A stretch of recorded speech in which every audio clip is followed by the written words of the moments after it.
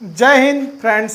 जैसा कि हमने आपको उत्तर प्रदेश की नदियों के बारे में जो हमारा एक भाग 1 करके जो वीडियो दिया है उसमें से कुछ पार्ट बचे हुए हैं जो हम भाग 2 में आपको देने जा रहे हैं, जिसमें भाग 1 में हमने पढ़ा गंगा और यमुना के बारे में, और उसके बाद भाग 2 में जो अभी 1 में हमने पढ़ा था कि गंगा में कौन कौन सी नदियां मिलती हैं, उसकी सहायक नदी यमुना है उसके बारे में। अब इसमें हम देखते हैं कि गंगा में जो उत्तर वाहिनी उनकी हैं जलधाराएं वो कौन सी हैं, उनमें से कौन कौन सी नदियां हैं जो गंगा में आकर मिलती हैं, कौन सी जो बाएं साइड की नदियां हैं बाएं तरफ की वो कौन कौन सी हैं और जो गंगा में आकर मिलती हैं। चलिए हम उनके बारे में देखते हैं। गंगा की उत्तरी जलधाराएं हिमालयी और हिमालयी सहायक नदियां, जैसा कि हमने जो गंगा की दक्षिणी छोर की जो सहायक नदियां हैं उनके बारे में हमने पढ़ा है। अब हम देखते हैं बाएं ओर की जो जलधाराएं हैं हिमालयी कौन कौन सी, उसमें सबसे प्रमुख कौन सी है। पहली रामगंगा। रामगंगा के बारे में क्या है, उद्गम स्थल कहाँ है, दूधाटोली पर्वत, पौड़ी गढ़वाल डिस्ट्रिक्ट। दूधाटोली पौड़ी गढ़वाल डिस्ट्रिक्ट में ये है, क्या है, उद्गम स्थल है किसका, रामगंगा नदी का। रामगंगा नदी का उद्गम स्थल दूधाटोली, ये कहाँ है, पौड़ी गढ़वाल जो कि है वहां से होता है। ये कहाँ है, ये उत्तराखंड साइड है। उसके बाद हम देखते हैं विशेषता, जिम कॉर्बेट नेशनल पार्क से होकर बहती है। ये एग्जाम में आपसे पूछा जा सकता है कि यह नदी कहां से होकर बहती है, तो यह नदी जिम कॉर्बेट नेशनल पार्क से होकर बहती है। राम संगम कन्नौज के निकट गंगा में। उसके बाद रामगंगा का जो संगम होता है वो कन्नौज के निकट होता है गंगा में। गंगा में इसका संगम कन्नौज के निकट होता है। कहाँ होता है, कन्नौज के निकट। उसके बाद ये हमारी हो गई रामगंगा। उसके बाद दूसरी देखते हैं हम राप्ती। कौन सी, राप्ती। उद्गम कहाँ है, रुकुमकोट। रुकुमकोट इसका उद्गम है जो कि कहाँ है, नेपाल में। कहाँ है, नेपाल में। नेपाल में रुकुमकोट एक जगह है जहां से राप्ती नदी का उद्गम होता है। संगम देवरिया के बरहज में। देवरिया के बरहज में यह डायरेक्ट आकर गंगा में ना मिलकर घाघरा से इसका संगम होता है। कहाँ में होता है, घाघरा से इसका संगम होता है। उसके बाद ये हमारी हो गई राप्ती नदी। जैसे इस पे जो इसके किनारे आपसे कई बार एग्जाम में पूछा गया है कि इसके किनारे बसा प्रमुख शहर कौन सा है, गोरखपुर इसके किनारे बसा प्रमुख शहर है। घाघरा, अगला देखते हैं घाघरा या सरयू। सरयू इसका उद्गम कहां से होता है, उद्गम तिब्बत के मापचाचुंग हिमनत से। कहां से, तिब्बत के मापचाचुंग हिमनत से उद्गम होता है घाघरा सरयू नदी का। उसके बाद विशेषता देखते हैं, अयोध्या में सरयू नाम, इसका जो स्पेशल नाम, और वैसे घाघरा कहते हैं लेकिन जब ये अयोध्या से बहती है तो इसको हम क्या कहते हैं, सरयू कहते हैं। सहायक शारदा काली नदी और बहराम घाट में मिलती है। इसके सहायक कौन सी नदी है, शारदा नदी। शारदा नदी को हम और क्या कहते हैं, काली नदी कहते हैं। ये कहाँ मिलती है, बहराम घाट में मिलती है। कहाँ मिलती है, बहराम घाट में। ये हमारी हो गई घाघरा और सरयू। इसका क्या है, उद्गम तिब्बत के मापचाचुंग ग्लेशियर से, हिमनत से ये निकलती है। हम किसके बारे में हमने पढ़ा, रामगंगा, राप्ती, घाघरा। अब इसके बाद देखते हैं हम गंडक, नेपाल में। कहां से उसका उद्गम होता है, गंडक का नेपाल में। सालीग्रामी या नारायणी नदी, इसको हम सालीग्रामी या नारायणी नदी भी कहते हैं। सालीग्रामी इसलिए कहते हैं क्योंकि इसका जो हम उसमें देखते हैं जो सालीग्राम पत्थर पाया जाता है वो गंडक नदी में ही पाया जाता है, इसलिए इसको हम क्या कहते हैं, सालीग्रामी भी कहते हैं। उसके बाद इसको हम, ये पौराणिक कथाओं में नारायण से संबंधित है इसलिए हम इसको नारायणी भी कहते हैं। विशेषता, महाराजगंज और कुशीनगर जिलों में यूपी बिहार से सीमा बनाती है। जो उत्तर प्रदेश और बिहार की पूर्वी सीमा का निर्धारण करती है वो कौन सी है, गंडक नदी है जो यूपी और बिहार की सीमा का निर्धारण करती है। कौन कौन से हैं, महाराजगंज डिस्ट्रिक्ट और कुशीनगर जिलों में। महाराजगंज और कुशीनगर जिलों में। ये यूपी और बिहार की जो हमारे उत्तर प्रदेश की पूर्वी सीमा है इसका निर्धारण करती है। चूंकि इसमें शालिग्राम पत्थर पाए जाते हैं जो हमारे हिंदू धर्म के लिए विशेष हैं, इसलिए हम इसको शालिग्रामी या नारायणी भी कहते हैं। अब चलिए आगे देखते हैं। भूमि से जन्म लेने वाली नदियां, मैदानी उद्गम। जैसे हमने दो प्रकार की नदियां, टोटल 3 प्रकार की नदियां हैं, जिसके में 2 हमने पहले देखा है। एक हिमालय से निकलने वाली नदियां जो वर्षदायिनी है, जो वर्ष भर चलती हैं। उसके बाद दूसरी नदी जो है वो कौन सी है, प्रायद्वीपीय। और तीसरी में प्रमुख है, तीसरी ऐसी कौन सी है जो कहां से निकलती है, मैदानी भागों से। उसकी उत्तर प्रदेश में उसका सबसे प्रमुख उदाहरण है कौन सी नदी है, गोमती नदी। गोमती नदी उसका प्रमुख उदाहरण है। कहां से निकलती है ये, पीलीभीत से। कहां से निकलती है ये, पीलीभीत से। पीलीभीत से कहां से निकलती है, फुलहर झील। फुलहर झील या फुलहर से निकलती है ये। कहां से निकलती है, पीलीभीत से। कौन सी नदी, गोमती नदी। गोमती नदी जो ये गंगा की एक सहायक नदी है। प्रवाह शाहजहांपुर, लखीमपुर, लखनऊ, जौनपुर, संगम ये कहां से बहती है, शाहजहांपुर, लखीमपुर, लखनऊ, जौनपुर से होकर ये बहती है और होते हुए से जाती है और गंगा में मिल जाती है। गाजीपुर के कैथी में, ये एक एग्जाम में आप इसको बहुत विशेष ध्यान देंगे कि पूछा जाता है कि गोमती का संगम गंगा से कहां होता है, गाजीपुर के कैथी नामक स्थान में होता है। कहां होता है, गाजीपुर के कैथी नामक स्थान में ये गंगा से मिलती है। और यहाँ पर क्या है, मार्कंडे महादेव मंदिर है। क्या है, मार्कंडे महादेव मंदिर। तो ये हो गई हमारी गोमती के बारे में जो मैदानी नदी है, और ये पीलीभीत के फुलहर झील से निकलती है जो गोमती नदी है, गंगा की सहायक नदी।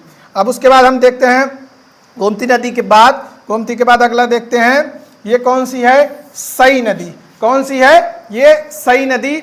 सई नदी जो ये मुख्यतः हम इसमें देखते हैं ये प्रतापगढ़ से होते हुए जा करके ये राजघाट जौनपुर में ये किसमें, गोमती में विलीन होती है। इसके बारे में हम देखते हैं सई नदी। सई नदी भिजवान झील। कौन सी, भिजवान झील, ये है हरदोई में।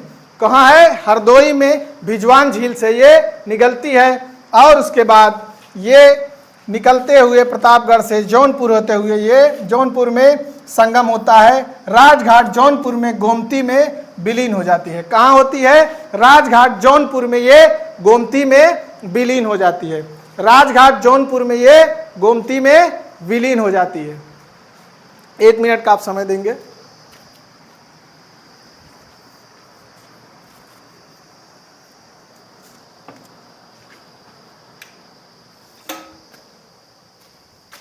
हाँ, तो अब हम इसमें देखते हैं, ये हमारी हो गई गोमती और सई। अब इसके बाद हम देखते हैं अगला, इसमें अब क्या है, पूर्वी प्रायद्वीपीय नदियां गंगा में सीधा संगम। पूर्वी जो प्रायद्वीपीय नदियां हैं जो गंगा में इनका क्या है, सीधा संगम। अब इसमें हम देखते हैं, इसके बारे में हम देखते हैं कौन सी है, सोन नदी। कौन सी है, सोन नदी के बारे में देखते हैं। उद्गम कहाँ से होता है, उद्गम होता है, 1 मिनट, उद्गम होता है ये अमरकंटक की पहाड़ियों के शेष कुंड से। सोन नदी का जो उद्गम होता है कहाँ होता है, अमरकंटक की पहाड़ियों के शेष कुंड से। अमरकंटक की पहाड़ियों के शेष कुंड से क्या होता है, सोन नदी का उद्गम होता है। मार्ग मिर्जापुर सोनभद्र से होते हुए कहाँ करती है प्रवेश, बिहार में। मिर्जापुर सोनभद्र से होते हुए बिहार में प्रवेश करती है। संगम पटना के निकट क्या होता है, पटना के निकट गंगा में इसका संगम होता है। कहाँ होता है, पटना के निकट गंगा में इसका संगम होता है। सहायक नदियां सोन की क्या है, रिहंद, कनहर, उत्तरी कोयल और क्या है, गोपद। यह किसकी है, सोन की सहायक नदियां हैं। ये सोन प्रायद्वीपीय नदी जो जाकर कहाँ मिलती है, गंगा में। कहाँ मिलती है, बिहार में। बिहार में ये पटना के निकट इसका संगम होता है। ये कौन सी है, सोन नदी।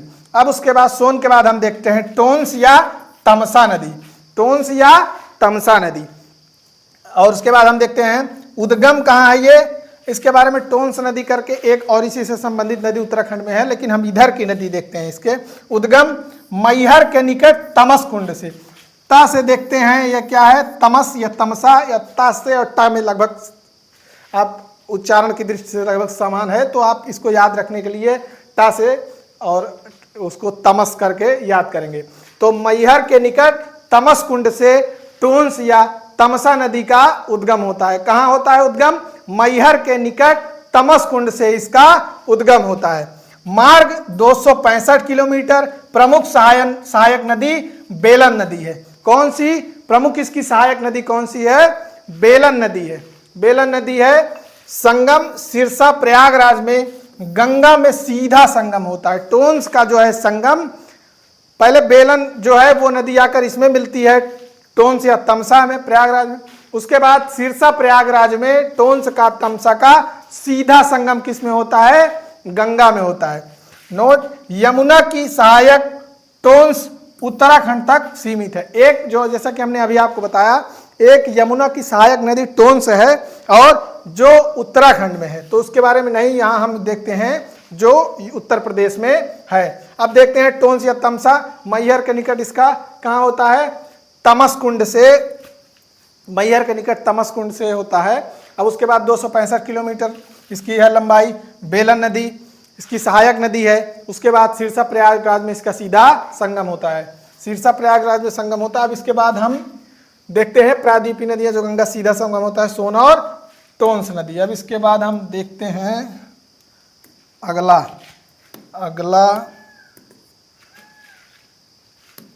देखते हैं क्या है? पवित्र और ऐतिहासिक संगम। पवित्र और ऐतिहासिक संगम कौन से हैं? गंगा और यमुना और अदृश्य सरस्वती। गंगा और यमुना और अदृश्य सरस्वती का जो संगम है वो आप सबको पता है क्या है? प्रयागराज। क्या है? प्रयागराज, जहां पर क्या लगता है?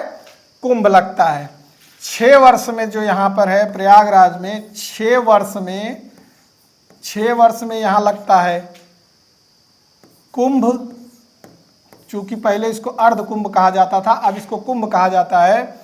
और उसके बाद हम देखते हैं 12 वर्ष में क्या होता है? महाकुंभ।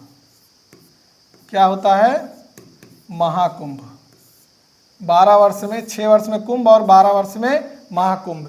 ये विश्व का जो अमूल्य सांस्कृतिक धरोहर है, विश्व का सबसे बड़ा मेला है जो लगता है महाकुंभ का प्रयागराज में। ये गंगा यमुना और अदृश्य सरस्वती के संगम पर होता है। गंगा यमुना और अदृश्य सरस्वती के संगम पर ये हो गया। उसके बाद दूसरे गंगा और राम गंगा का जो संगम है, गंगा और राम गंगा जहाँ मिलती है, कहाँ मिलती है? ये कन्नौज में। गंगा और राम गंगा मिलती है कन्नौज में। गंगा और गोमती मिलती है कहाँ? कैथी गाजीपुर में। कहाँ मिलती है गंगा और गोमती? कैथी गाजीपुर में। यमुना, चंबल व अन्य 3 नदियां कौन सी हैं? पंचनदा मुरादगंज में। कहाँ? पंचनदा मुरादगंज में यमुना और इसकी चंबल और अन्य नदियां जो पठारी नदियां हैं, जो उत्तर प्रदेश के दक्षिण से और मध्य प्रदेश के से निकलती हैं। और उसके बाद ये हो गई जिसमें हम देखते हैं चंबल, सिंध, बेतवा, केन, ये हैं। उसके बाद हम देखते हैं घाघरा। घाघरा की सहायक जो है घाघरा और शारदा नदी। ये कहाँ होता है? घाघरा और शारदा का मिलन कहाँ होता है? ये होता है क्या होता है? बहराम घाट। क्या होता है? बहराम घाट सीतापुर में। कहाँ होता है? बहराम घाट सीतापुर में। बहराम घाट सीतापुर में इसका संगम होता है। कहाँ होता है? बहराम घाट सीतापुर में। बहराम घाट सीतापुर में होता है। अब देखते हैं हम इसमें देखते हैं गंगा यमुना और अदृश्य सरस्वती मिलती है प्रयागराज में। गंगा और राम गंगा मिलती है कन्नौज में। गंगा और गोमती मिलती है, कहाँ मिलती है गंगा और गोमती? कैथी गाजीपुर में। यमुना और चंबल व अन्य इसकी 3 नदियाँ कहाँ मिलती हैं? पंचनदा मुरादगंज में। घाघरा और शारदा मिलती हैं, कहाँ मिलती हैं? सीतापुर में। किस जगह? बहराम घाट सीतापुर में ये मिलती हैं। अब हम इसके बाद आगे देखते हैं। 1 मिनट। उसके बाद हम देखते हैं सीमा निर्धारक नदियाँ। सीमा निर्धारक विशिष्ट नदियाँ। कर्मनाशा नदी। कर्मनाशा नदी क्या है? सबसे इस क्षेत्र की अपवित्र नदी है। कैसी है? अपवित्र नदी कर्मनाशा। उद्गम कैमूर श्रेणी बिहार से। कर्मनाशा का जो उद्गम होता है वो होता है कैमूर श्रेणी बिहार से, इसका उद्गम होता है कर्मनाशा का। भौगोलिक भूमिका क्या है इसकी? उत्तर प्रदेश और बिहार की प्राकृतिक सीमा बनाती है। कर्मनाशा नदी उत्तर प्रदेश और बिहार की प्राकृतिक सीमा बनाती है। कौन सी? कर्मनाशा नदी बनाती है उत्तर प्रदेश और बिहार की प्राकृतिक सीमा। उत्तर प्रदेश और बिहार की प्राकृतिक सीमा बनाती है कौन? कर्मनाशा। उसके बाद सीमा का निर्धारण सोनभद्र, मिर्जापुर, चंदौली और गाजीपुर से ऐसे होते हुए ये प्राकृतिक सीमा का निर्धारण करती है कर्मनाशा नदी। संगम बक्सर के समीप, बिहार के बक्सर जिले के समीप, बक्सर के समीप यह कहाँ होती है? गंगा में। इसका बक्सर के समीप गंगा में, बक्सर के समीप गंगा में क्या होता है? इसका मिलन होता है। किसका? कर्मनाशा का। अब देखते हैं, जैसे इधर से हम देखते हैं कैमूर हिल्स से ऐसे होते हुए जाती है, यह सोनभद्र जाती है, फिर उसके बाद इधर जाती है मिर्जापुर, चंदौली, उसके बाद गाजीपुर और ऐसे निकल कर ये बिहार में चली जाती है। यहाँ कहाँ पे? बक्सर में। बक्सर में इसका संगम होता है गंगा में। गंगा में संगम होता है। तो ये एक तरीके से आप देखेंगे ये जो है प्राकृतिक सीमा क्या है? प्राकृतिक सीमा बनाती है। किससे? बिहार से इसकी प्राकृतिक सीमा बनाती है। कौन सी है? कर्मनाशा। कर्मनाशा के बाद आगे दूसरा देखते हैं हिंडन। हिंडन या हरनंदी। हिंडन या हरनंदी, प्राचीन नाम इसका हिंडन का क्या है? हरनंदी। उद्गम कहाँ होता है? ऊपरी शिवालिक की तलहटी से। हिंडन का उद्गम कहाँ होता है? ऊपरी शिवालिक की तलहटी से। मार्ग क्या है? सहारनपुर से प्रवेश करती है, मुजफ्फरनगर, मेरठ, गाजियाबाद होते हुए ये आगे निकलती है। कहाँ से? उद्गम कहाँ से होता है? शिवालिक श्रेणी से, और उसके बाद सहारनपुर से प्रवेश करती है, मुजफ्फरनगर, मेरठ, गाजियाबाद से होते हुए यह आगे निकलती है। संगम कहाँ पर है? संगम गौतम बुद्ध नगर। गौतम बुद्ध नगर इसको हम नोएडा भी कहते हैं, के नोएडा के मोमना थल के पास इसका क्या होता है? संगम होता है। किसमें? यमुना में। किसमें होता है? हिंडन की जो सहायक नदी है, तो ये यमुना की सहायक नदी है, वो कौन सी है? हिंडन। हिंडन में जाकर ये यमुना मिलती है। ये कैसी है? ये देखिए आप, अपर शिवालिक फुटहिल्स, ऊपरी जो शिवालिक श्रेणी है उससे यह निकलती है, सहारनपुर से होते हुए मुजफ्फरनगर, मेरठ, गाजियाबाद, उसके बाद ये गाजियाबाद से होते हुए ऐसे जाती है, मोमन थाल में इसका मिलन होता है। किससे? यमुना से। मोमन थाल कहाँ है? गौतम बुद्ध नगर, नोएडा में। ये हमारी हो गई कर्मनाशा और हिंडन। अब देखते हैं नदियों के किनारे बसे प्रमुख शहर। सबसे ज़्यादा इंपॉर्टेंट यही है, एग्जाम में कई बार आपसे पूछा गया है कि ये नदी है, इसके बगल में ये कौन सा शहर ऐसे है जो इस नदी के किनारे बसा हुआ है? इसमें कौन सी है? गंगा। गंगा के आपको अच्छे से पता है, कानपुर, वाराणसी, गढ़मुक्तेश्वर, कन्नौज, प्रयागराज, गाजीपुर। एक मिनट,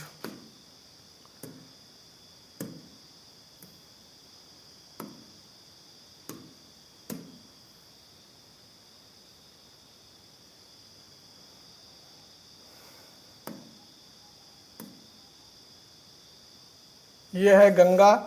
इसका कहाँ कौन से? कानपुर, वाराणसी, गढ़मुक्तेश्वर, कन्नौज, प्रयागराज, गाजीपुर। और इसमें हम देखते हैं कानपुर में, ये आपसे कई बार पूछ लेता है, एक जगह है, कौन सी है? कानपुर में बिठूर करके, बिठूर करके वहाँ से पूछ लेता है कि कौन सी नदी निकलती है? क्या है? गंगा। गंगा कौन सी, किस गंगा के किनारे बसे प्रमुख शहर कौन से हैं? कानपुर है, गढ़मुक्तेश्वर है, कन्नौज है, उसके बाद प्रयागराज है, प्रयागराज के बाद वाराणसी है, ये गाजीपुर है। ये से होते हुए ये इसके किनारे बसे प्रमुख शहर हैं। इसमें आप मुख्य रूप से कानपुर, वाराणसी, गढ़मुक्तेश्वर, कन्नौज, प्रयागराज, वाराणसी, गाजीपुर आदि ये देखते हैं, ये गंगा की। यमुना के किनारे बसे प्रमुख शहर मथुरा, वृंदावन, आगरा, इटावा, कालपी, कौशाम्बी, हमीरपुर, ये हैं ये यमुना के किनारे बसे शहर। कौन से हैं? मथुरा, वृंदावन, आगरा, कालपी, कौशाम्बी, हमीरपुर। ये कहाँ है? यमुना नदी के किनारे, मथुरा, आगरा, इटावा आदि। अब उसके बाद ये यमुना हो गई। गोमती के किनारे कौन से हैं? ये हो गई गोमती, एक मिनट,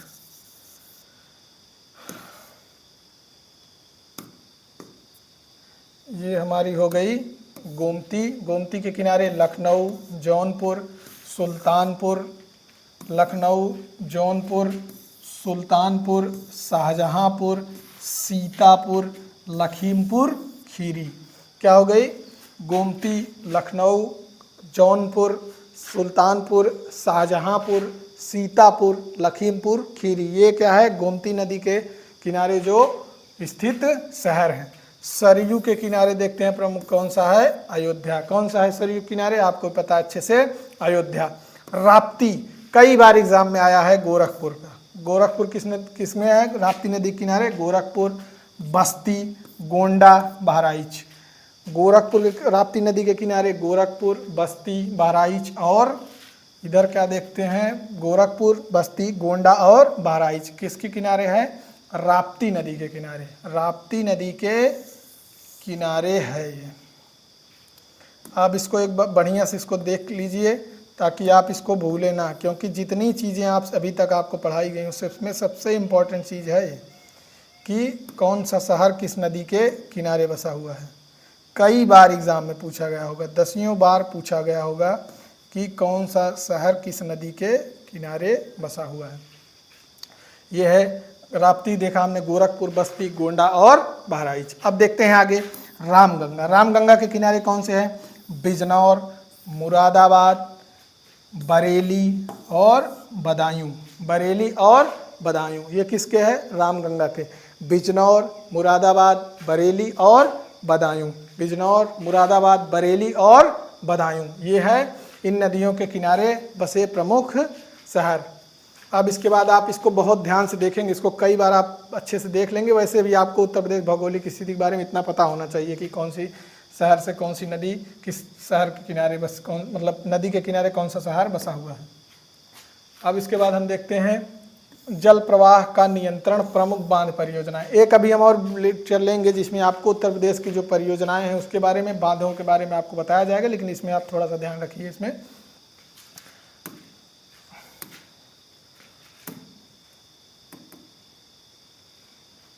अब इसमें देखते हैं बेतवा नदी। बेतवा नदी कहाँ? बेतवा नदी पर बना जो बांध, ये कहाँ? झांसी, ललितपुर में। कौन सा है?